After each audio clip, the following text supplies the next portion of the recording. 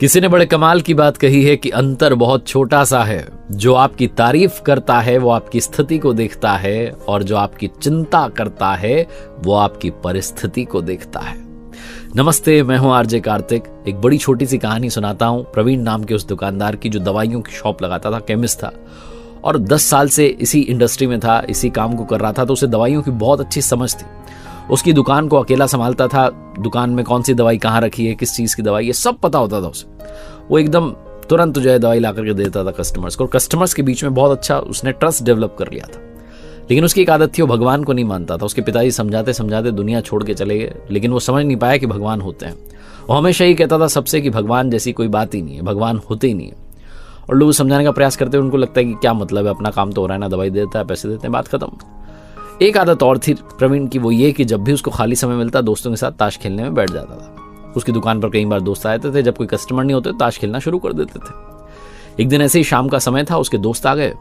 शाम में थोड़ी भीड़ थी, जब भीड़ कम हो गई, कस्टमर्स चले गए, तो दोस्तों ने कहा आओ भाई ताश शुरू करते हैं। तभी बाहर बारिश शुरू हो गई।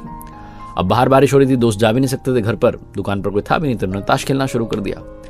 अब ताश खेल रहे थे, तभी एक बच्चा जो है भीगता हुआ बारिश में दौड़ा चला आया, अंकल अंकल मुझे दवाई चाहिए।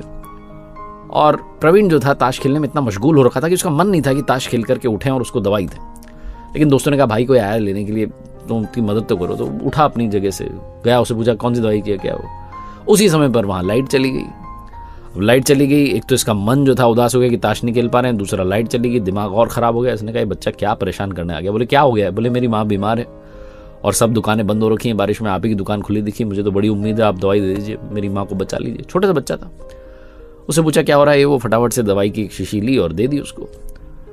और दोस्तों ने कहा भाई अब तो लाइट भी चली गई, अब कहाँ ताश खेलेंगे, हम भी निकलते हैं। तो धीरे धीरे करके दोस्त भी जाने लगे, और इसको भी लगा कि दुकान बंद करके ही चलता हूं, इतनी बारिश हो रही है, कौन आएगा। तभी लाइट आ गई, और जब लाइट आई और इसकी नजर पड़ी तो इसने अपना सिर पकड़ लिया।